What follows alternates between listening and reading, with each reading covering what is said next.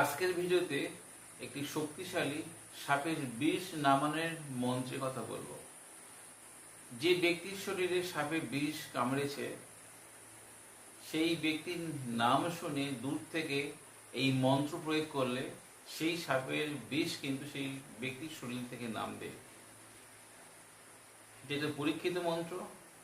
আপনার পাড়ায় এলাকায় এরকম আপনারা শুনেছেন সাপে কেটেছে এমন ব্যক্তি যদি তান্ত্রিক গুণের কাছে আসে, এই মন্ত্র আপনারা একবার প্রয়োগ করুন। সেই ব্যক্তির নাম নিয়ে মন্ত্র প্রয়োগ করলে কিন্তু সাপের বিষ নামবে।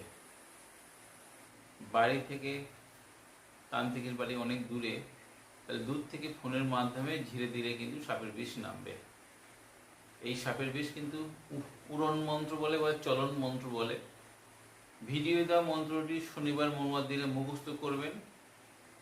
যে ব্যক্তির সাপে কেটেছে সেই ব্যক্তির নাম নিয়ে 3 বার ঝেড়ে দিয়ে রুগীর বাড়ির দিকে 3 বার ফুঁক দিয়ে যদি 3টি তালি মারা হয় তাহলে কিন্তু সাপের বিষ নামবে।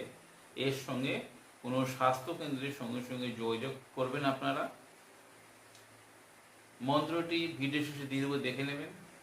এই ভিডিও আপনাদের কেমন লাগলো অবশ্যই কমেন্ট লিখবেন। আর আপনাদের যদি ভিডিও যদি উপকারে আসে আপনাদের বন্ধু বান্ধব বা সোশ্যাল মিডিয়ায় শেয়ার দিতে ভুলবেন না। আজ বন্ধুরা এই পর্যন্ত, দেখবে আমি পড়বে। ততক্ষণ সবাই সুস্থ থাকুন, ভালো থাকুন।